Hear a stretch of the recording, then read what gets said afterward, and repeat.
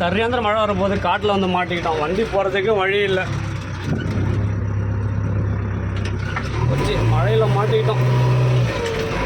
இந்த கரடு முடான பாதை சொல்லுவாங்கள்ல, அந்த பாதையை பாருங்கள் போகிறோம்.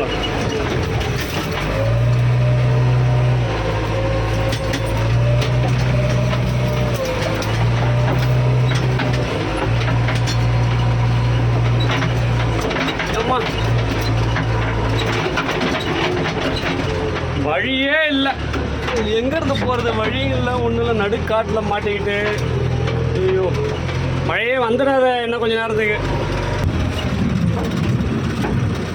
இடி இடிக்குது.